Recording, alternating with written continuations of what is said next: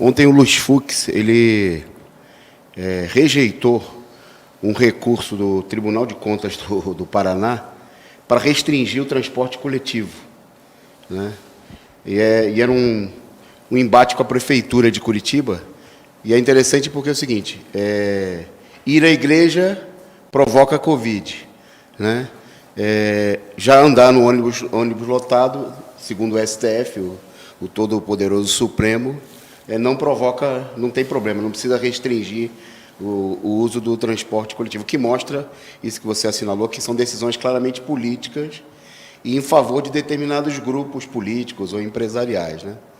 Uma segunda questão, que tem a ver também com essa questão que se levantou, nessa semana o prefeito de São Paulo ele chamou os professores da capital a fazerem testes, num golpe para tentar provar. O teste é um teste vagabundo que não mostra nem se a pessoa está com Covid, é só para ver se ela já foi, se ela já está imunizada, né, se ela tem anticorpos, que é para ele divulgar a tese. Está marcado agora para a semana que vem a retomada das aulas e apresentar um dado de que os professores já estão imunizados por obra divina. Bom, e aí foram mais de 20 mil professores nos locais e faltou teste. Ele provocou aglomeração e nem teste tinha para o pessoal fazer. Aí ontem, o sindicato da capital dos professores, o SINPEM, chamou uma assembleia fajuta, uma assembleia online, né? E a assembleia era tão fajuta que é o seguinte, o sindicato tem 50 mil trabalhadores e na assembleia só cabia 400 pessoas, né? Aí entraram...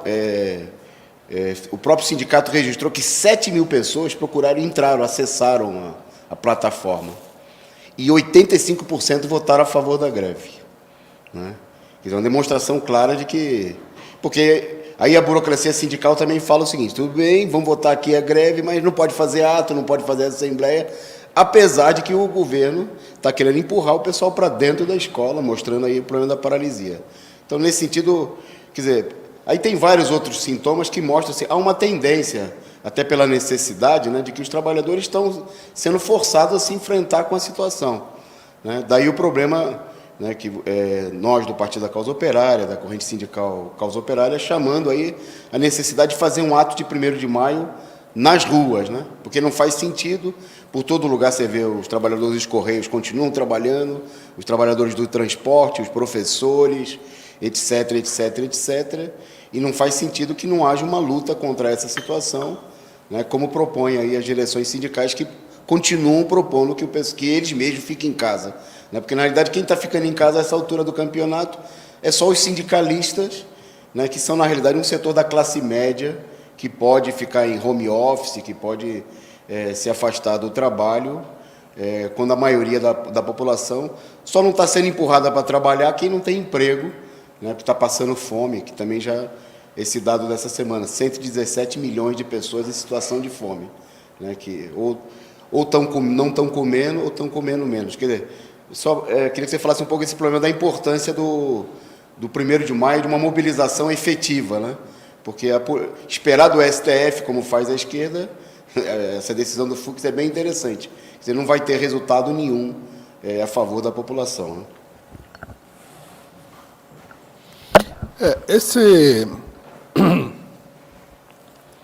Essa decisão a respeito do transporte coletivo mostra por que a gente não pode apoiar as medidas do STF, porque é tudo uma politicagem barata.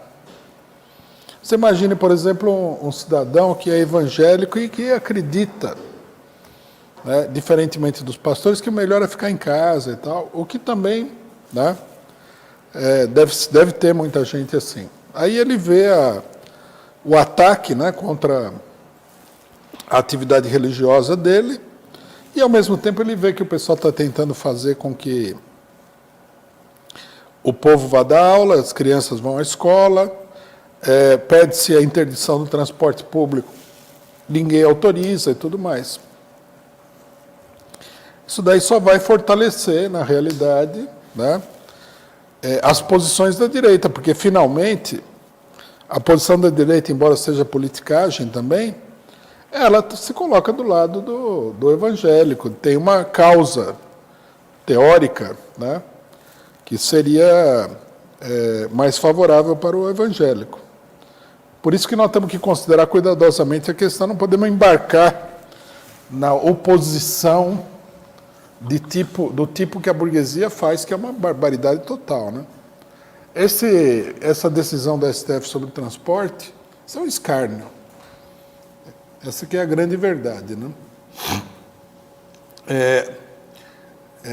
O 1º de maio é uma data fundamental da luta do trabalhador, né?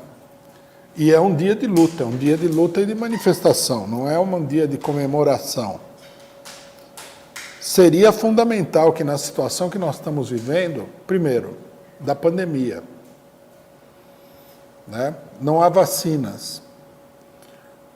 O Brasil e outros países atrasados se transformaram num gueto, onde você não tem direito à vacina. Os governos não tomam nenhuma medida, deixam a população morrer, na expectativa de que em algum momento a vacina vai chegar aí, vai vacinar o pessoal e todo mundo vai esquecer o que aconteceu, ou vão colocar a culpa num ou em outro. A fome, o desemprego, a situação de falência dos pequenos comerciantes, empresários, etc. e tal. É uma situação de catástrofe generalizada. É uma das mais graves situações que o país já viveu em toda a sua história, do ponto de vista social. Não fazer o ato de 1º de maio, levantar as reivindicações dos trabalhadores, é uma capitulação terrível. No ano passado fizeram um ato virtual, que você pode chamar de ato, mas você poderia chamar também de qualquer outra coisa. Poderia chamar de encontro amoroso, que dava na mesma, porque não era um ato, né? E ainda por cima convidaram alguns dos principais responsáveis pela situação do país, como o Fernando Henrique Cardoso, acho que até o João Dória foi convidado, uma coisa monstruosa. Witzel foi convidado, mas o fato é que as pessoas se confundem com a intensidade da propaganda da burguesia e não relacionam uma coisa com outra, mas isso daí é uma monstruosidade, né? É preciso fazer um ato classista, né? Nós estamos chamando toda a esquerda a organizar conosco um ato de 1º de maio. Basta querer. Tem milagre. Não tem segredo, não tem nada. Basta que a gente queira fazer o ato. Querendo fazer o ato, nós vamos fazer o ato. Um ato contra a situação da pandemia, que não está controlada, está fora de controle. Algumas pessoas dizem que basta você fazer o isolamento aí que tudo vai andar bem. Mas acontece o seguinte, né? Se você fizer um isolamento muito rigoroso, você pode até diminuir a pandemia por um período. Mas aí você tem uma situação que é a seguinte: você vai ter que suspender esse isolamento, né? Os mais otimistas dizem que a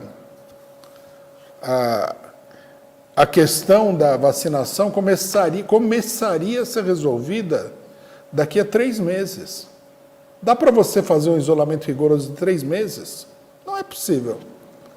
Então, também isso aí é só para as pessoas olharem e falar: nossa, olha só, ó aquele prefeito, ó aquele governador, papapá. Não é para isso que serve. É uma vitrine política para ser usado politicamente, não é para salvar a vida de ninguém, né? Eu vi aí, por exemplo, gente do PT falando do caso de Araraquara, que o prefeito de Araraquara, ele impôs um isolamento tão rigoroso, e de fato o isolamento dele foi muito rigoroso, porque ele quer, inclusive, passar por cima da Constituição e impedir atividades políticas, o que ele não tem autoridade para fazer. E aí diminuiu o número de mortes. Tudo bem, mas e aí? E agora? Quanto tempo a cidade de Araraquara vai ficar nessa situação? Até julho, até agosto? até setembro, porque se você levantar o fechamento rigoroso da cidade, eu estou dizendo aqui o que o pessoal diz, né? Que é uma maravilha, que ele conseguiu um resultado maravilhoso e tal. Eu não sei de nada, porque aqui a desinformação é total. E aí, até quando que ele vai manter isso daí? Araraquara vai ficar completamente fechada até setembro do ano que vem? Não vai acontecer. Então acaba que, tudo bem, se num determinado momento ele diminuiu o desastre da pandemia por um curto período, isso aí não tem sustentação, não é uma política, é parecida com a política de doação de alimentos, né? Só que nesse caso é muito mais para dizer, olha, veja o que eu fiz e tal, do que outra coisa, né?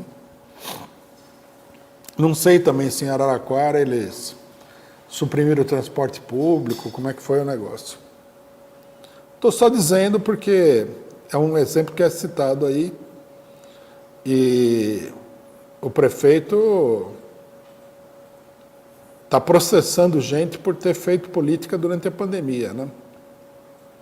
Pandemia, não pode fazer política nenhuma, acaba a política. Quer dizer, acaba a necessidade das pessoas de se defenderem contra o poder público e outras ameaças. É o momento em que você não tem necessidade de se defender. Então, companheiros, insisto aqui, volto a registrar, né, o que o companheiro Antônio Carlos falou. No dia 1º de maio, vamos fazer uma manifestação grande contra tudo isso que está acontecendo no país.